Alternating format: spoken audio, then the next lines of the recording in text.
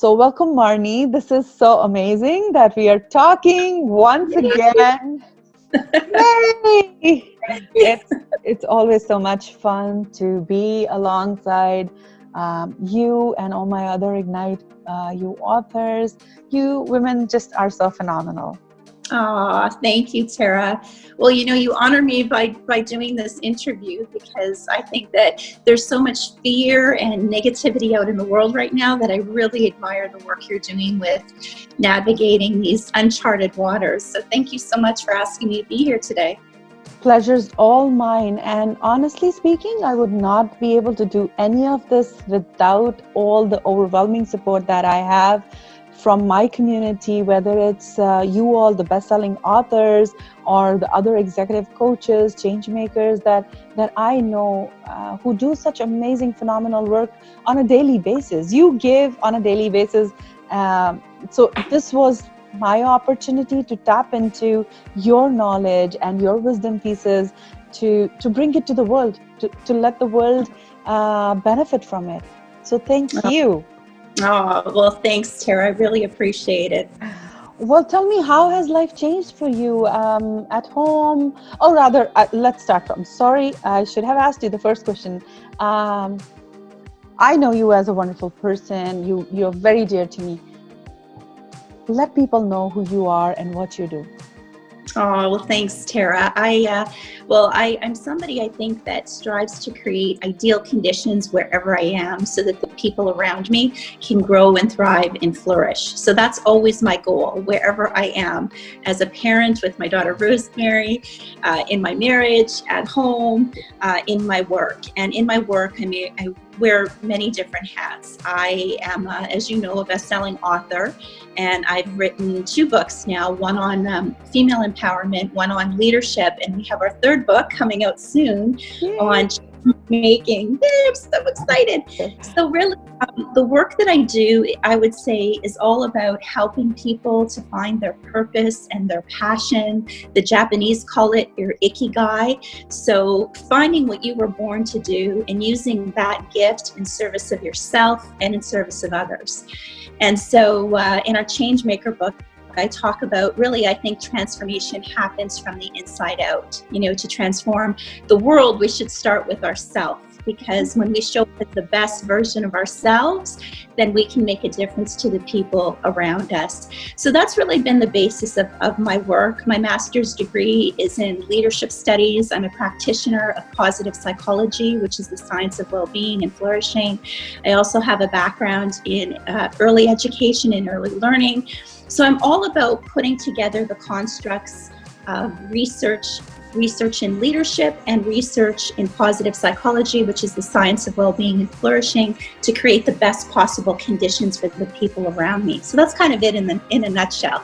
But I would put my hyphens in the following order. I'm a mother, a wife, a leader, a teacher, a speaker, an author, and I just feel so blessed to get to do what I do every day, because it isn't work, it's a labor of love. Well, I also know that you're a wonderful daughter too.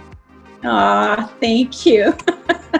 My mom was earlier, actually, and I was telling her that I was doing this interview, and she said, "Oh, I can't wait to meet Tara one day when this is all through." So yeah, I know, because we bond on that note with our parents, conversation always.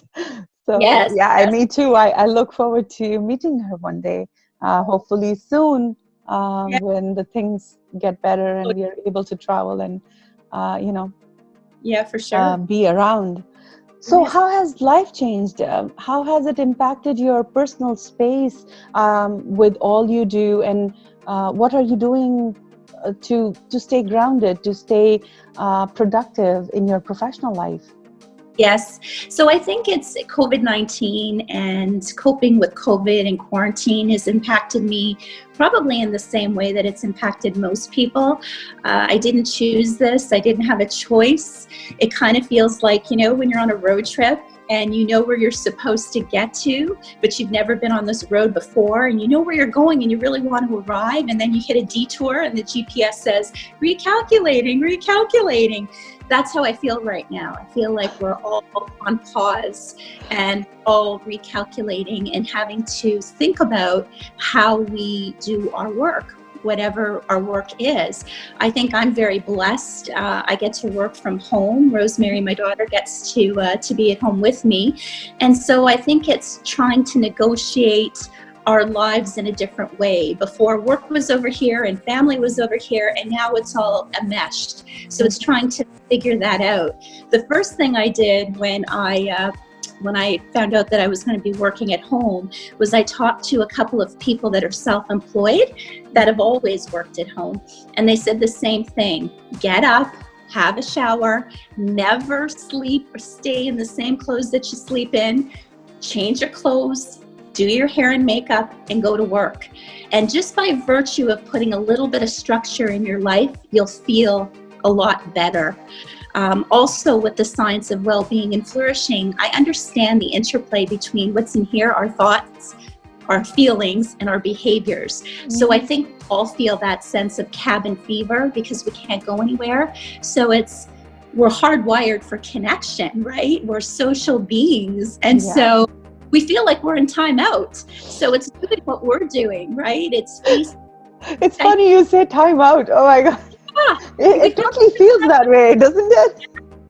So I think it's understanding that, we need to maintain some structure in our life. We can't think we're going to do well if we get up and stay in our pajamas all day and watch Netflix. We've got to get up, get moving, be productive. And so that's always my goal. And I also think of this time as, what's this trying to teach us, right? This can't be for nothing. So this pause that we have, I think, honestly, for me, is a very sacred time.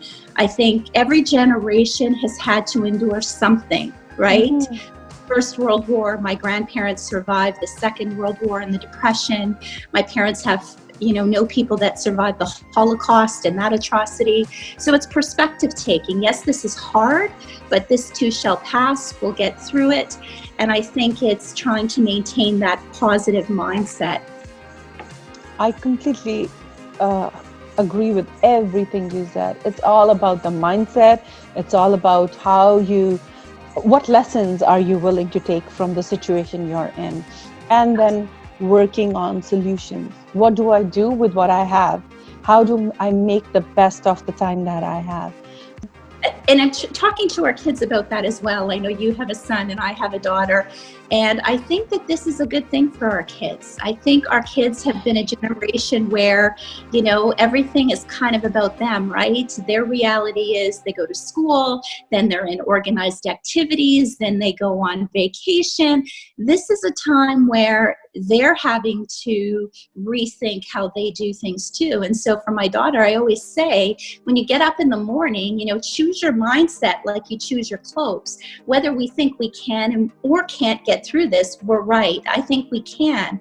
And I think we can because I follow the science. I'm a researcher and a fact finder. And if we follow the science of COVID, we know it's all about prevention. So we're doing that. We're, staying quarantined. We're, minimizing social contact with other people because prevention is cure. But then the science of well-being teaches us that if we engage in positivity in terms of our thoughts, if we have positive relationships, if we find other ways to stay social and engage with other people and do things that are meaningful and get things done, that really is the science of happiness. So on both counts, I think that it's, in a way, it's an imposition. COVID has been imposed upon us, but it's learning the coping strategies that we need to, not just to survive, but to thrive and to grow and to flourish. Wherever we are, we have to bloom where we're planted. That's so true. Again, so how do you structure your day? Let's look into what is your day look like on, let's say, since not going to work might have saved you some time. How do you use that time? Or how do you, yes, our kids are grown up now and we don't have to worry about them walking into our meetings, but certain times they do demand our attention. even while we are at work, because they see us, they will come up to us for certain things. How are you structuring that part? Well, I'm really blessed in the sense that I have a very family-friendly, employee-friendly employer that really supports me in negotiating my family's needs with my work life. So I feel blessed in gratitude for that. So I'm pretty lucky that I have an administrative job. I'm at home, and when my daughter gets up, I have the flexibility where, unless I'm on a work call, I can stop and, you know, make her breakfast, have some social time with her, which I do. And so I meet and greet her, talk to her for a little bit, and then I'll say, you know, Mom has to go to work again. So while I'm going to work, what are you going to do? Because again, I promote her, you know, health and wellness too. So it might be that she starts her day by going for a walk or a run or a bike ride. I'm lucky she's 16, so she can tool around the neighborhood on her own. And then when she comes back, she does her schoolwork pretty much while I'm doing my work. And then after that, we have a family meal, and we always make a point of getting outdoors now, you know, in the sun. It's getting better. The weather's getting better.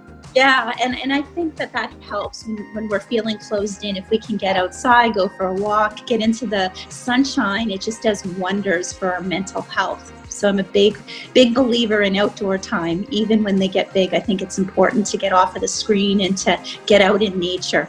Balance is key. I think that in a lot of ways, technology has probably been a godsend, because at least they have points of their day where they can engage with other people their age. They can see them and talk to them. They can do gaming online. But like you said, trying to create that balance wherever possible. And I think showing ourselves grace, right? If our kids are having, a little more screen time. I said to a friend of mine who said that her daughter is watching too much TV, I said, well, hit the button where the captions come off and it's reading, and then it's a literacy activity, and she laughed. So I said, we have to show ourselves some grace too. We do the best that we can throughout time, and again, it's this is what we've been handled, and this is our new reality, and trying to support our kids as best we can. That's great piece of advice. What would be your expertise is positive psychology and leadership. What are your tips for people who are finding it hard at this point? Yes, and I know a lot of people are, right? Because I feel like we're really blessed. My husband and I, we're both still working full time.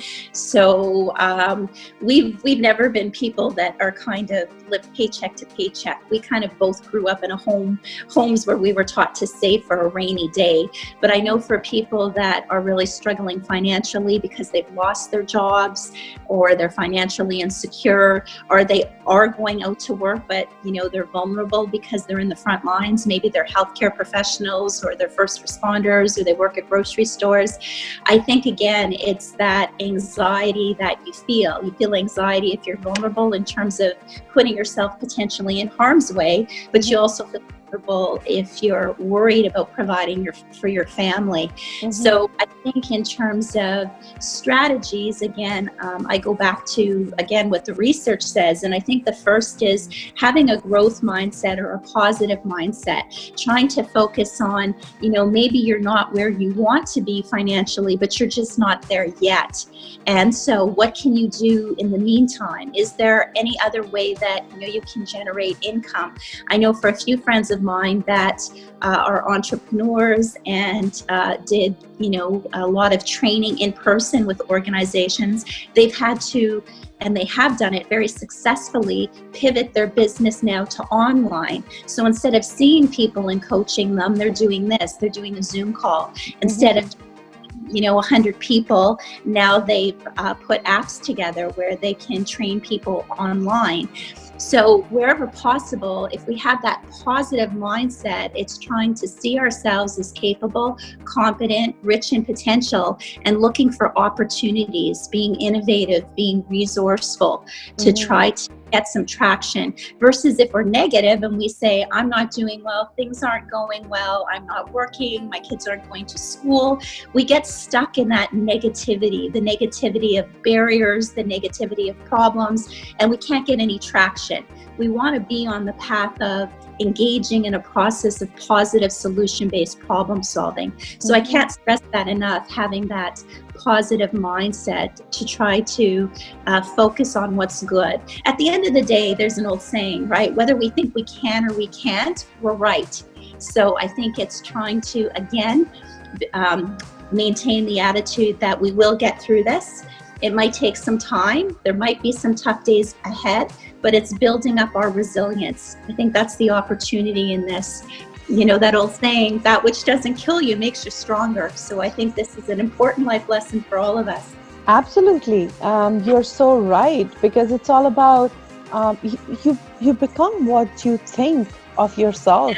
So Yes. if you're letting those positive thoughts drive you, you will achieve. It might take longer, it might take a while, it might take hard work on your part, but you will get there.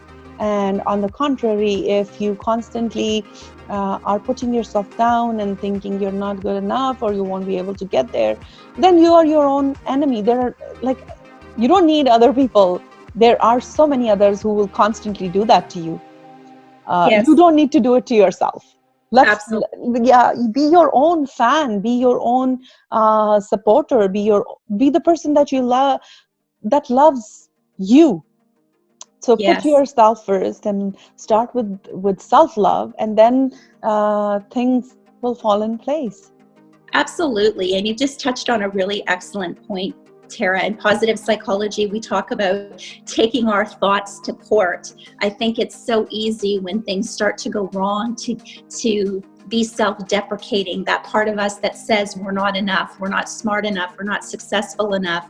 And so when we have those negative thoughts, it's important to remember that a negative thought is just a negative thought, but we can change a negative thought into a positive thought. So I know myself, even when I think something negative, I'll say, well, you know, one day I made a mistake, and in my head I said, oh geez, Marnie, you're so stupid. And then I said, no, that's not true, because I have a master's degree, and you know, I was a professor for how many years, and I've written 3 best-selling books. I'm the furthest thing from stupid.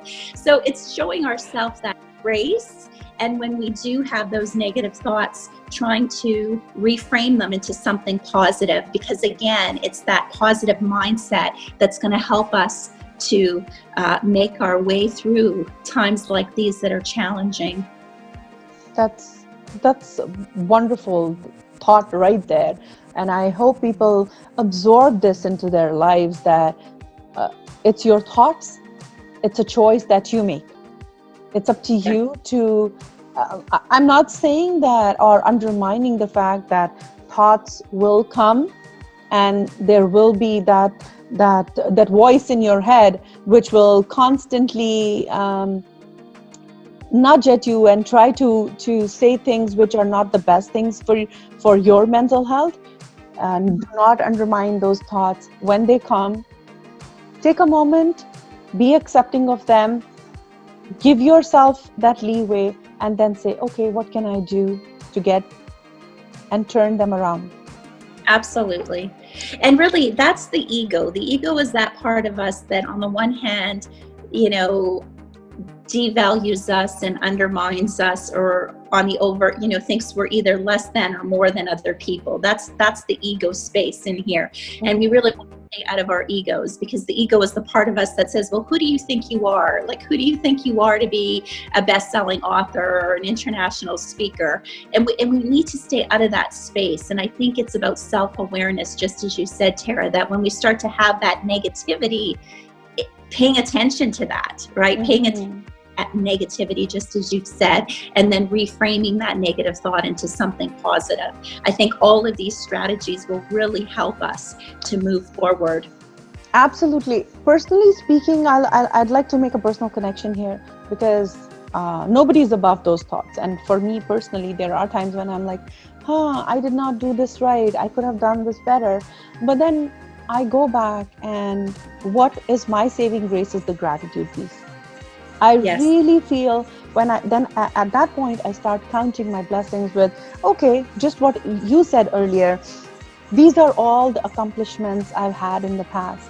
These are the things I do well. So I'm grateful for everything that I do well. And if I can do those things well, I am capable and I will get other things in place too. So it's all a matter of putting in the right amount of work, or utilizing my skills in a certain way to get things done. Absolutely. And I think that you just touched on a really good point, which is gratitude. And we see that a lot, the gratitude piece in positive psychology, because it's operating from abundance again. And I think that it's part of positivity and having that perspective taking piece again. So for example, we can look at this like, we're cooped up and we're quarantined and we can't go anywhere and we can't do anything. Or I feel very grateful. We talked about this before we start the interview, that as a full-time working mom, when have I ever had, with the exception of my maternity leave, when have I ever had this quality and quantity of time with my daughter? Never. And post-COVID, when will I have it again? Probably never. Mm-hmm. So I think this time is a very sacred time where I've, essentially been with my family the last month, 24/7. I've had time to do things that I would never have time to do before. Cleaning out closets, cleaning out drawers, spring cleaning. My physical environment feels great, clearing out the clutter, and having that time with family that's uninterrupted. And just being able to slow down and to shift from being human doings where we're running, working, shuttling kids off to hockey, to soccer, to skating, to dancing. And we can just breathe and enjoy the time and slow down and get back to really, what's really important. At the end of the day, your health and your family, right? We can't take all that other stuff with us. We can't take the money with us. We can't take any of our possessions with us. So at the end of your life, what are you going to have? You're going to have the love that you have felt in here for your loved ones, and your moralness. So I think really important to try to, again, maintain that positive mindset. And I feel such gratitude that I've had the time that I've had with family, and I know you feel the same. Completely and totally with you on that one. Have you observed any acts of kindness? Because one thing that has happened with COVID-19 is everybody has come out. You see the kind side. You see the side of people that somewhere it was hiding, it seems, and now people are becoming more kind and they're more humane. Have you been observing any acts of kindness? Yes, I can actually share. Yesterday was my daughter's 16th birthday, and originally belated birthday to Rosemary. She is a wonderful girl. Oh, well, thank you so much. I really appreciate that. Just like your son, I always say that, if you, in Italian, they have a saying, if you want to know the child, look at the parents. So it basically means, you're on the hook for how your kids turn out, because the apple doesn't fall far from the tree. So it's too much pressure. That's what I say too. What about that division of responsibility? But that's what say. So I appreciate the compliment. But I was just going to share yesterday that I was feeling a little bit, I had a moment, I felt sad, because I thought, we were supposed to do a sweet 16 birthday party, and it was going to be this big surprise party, and we had everybody coming to it, and now what am I going to do, right? Like, now it's just us and we can't go out. And so I did everything within my power to make it special. But really what made her day yesterday was, one by one, her friends showed up. And they had signs, they rang the door, these big happy birthday signs and balloons. And one friend brought her a Starbucks, and somebody else brought her Tim's, and somebody else brought her presents. And so between 12:30 and 7 o'clock last night, it was nonstop. The doorbell was ringing, and somebody did some random act of kindness for her 16th birthday. And so honestly, what should have been, 16 and quarantined and not a great day, I would say in so many respects turned out to be her best birthday, because so many people went above and beyond to make the day special. And I think so happy for her. I'm so happy for her. But as parents, I think we put so much pressure on ourselves because we feel responsible for our children, and as we should. That's just being a responsible parent. But really, it just sort of speaks to, it does take a village, because it really was our extended family and friends and neighbors that made the day such a special day. So honestly, I'm just in gratitude, and I just felt truly touched that we're so blessed to have so many high caliber people in our lives, yourself included. So. Aww. You know what? It just is another reflection of how you have maintained your relationships and how Rosemary is maintaining her relationships with her friends. Because unless you have, there's a saying in Hindi, jitna gur daloge, utna meetha hoga, which means literally the amount of jaggery you put, that's how sweet your drink or your dessert is going to turn out. So it's kind of like whatever you put out comes back to you in a sense. Exactly. So whatever you're putting into the relationship is what's coming back to you. So that only speaks to how you and Rosemary are bonded with family, with friends, and her friends. So that's it's. Well, you know what, and I have to say, in a respect, I do believe in that, because, some people call it, the law of physics. For every action, there's an equal and opposite reaction, or karma, what we put out comes back. And I say that all the time to Rosemary. I said, you know what, whatever we put out, let's make it good stuff, because we know that that's going to come back. And so always striving.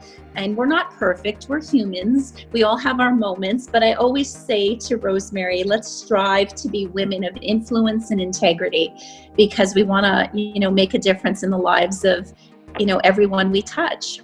Well, then that's a big shout out to everybody in Thunder Bay, your friends, family, and Rosemary's friends for making her birthday so special. That's so amazing.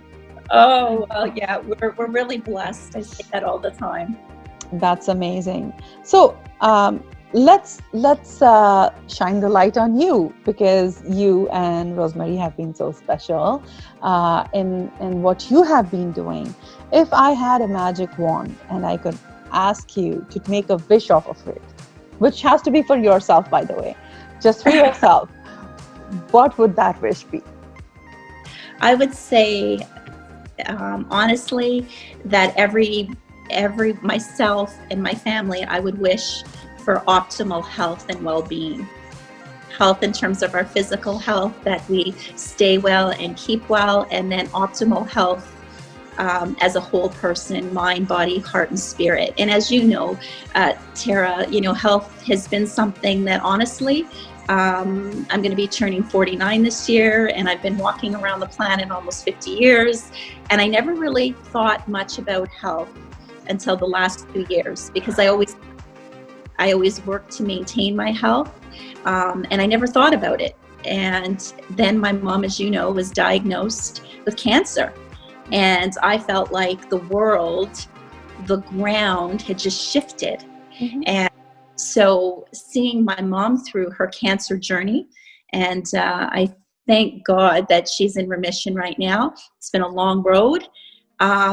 It really puts things into perspective, that our health is wealth. Without our health, we have nothing. And so, if I had one wish, I would wish for the health and well-being of me and my family and everyone else on the planet, because now more than ever, it's what we all pray for, what we all hope for. And I think none of us take it for granted anymore. Well, absolutely on point. Health is priceless, and if there are still other people out there who are not taking it seriously, please do, because you don't take anything for granted. You never know. That's right. Nobody can predict these things. So preserve what you have, and continue to be mindful of the gifts that you have and use them graciously. Absolutely. Absolutely. Right? Well said. Yes. So tell me, what would be one parting gift that you would have for everybody that's going to be engaging with this wonderful piece of conversation that you've had with me? I would say just to say that keep the faith. This too shall pass. We will get through this. We will get to a point where our lives will get back to normal. In the interim, I think we have to get comfortable being a little bit uncomfortable. We have to be patient. I think, honestly, that we're supposed to slow down. I said it earlier, I think we're supposed to shift from human doing to human beings. I think we should take time to ask ourselves, what is our purpose? What is our passion? What can we do to make a difference, not just in the lives of ourselves, but to give back to community and make a difference for all of those around us. Mm-hmm. And so for me, I see this as a very sacred time. And I think that the gift really has been everything that we've talked about. I think we're creating connections and we're looking at how we can make a difference in our families, make a difference in our communities. And I think when we do that, we'll create change in the world, we'll create peace in the world, and that's what we strive for. Thank you so much. I hope and I pray that your wish comes true, and peace is what we want, and healthy is what we stay.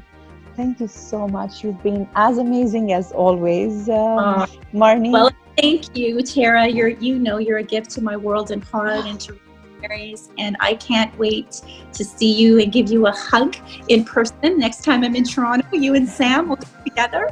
Absolutely. Sending you all our love and a big cyber hug, and we'll talk from soon. Me too, and please one from my end to Rosemary as well. And once again, a very, very happy 16th belated birthday to her. Thank you. Lots of love to you, my friend. Thank you.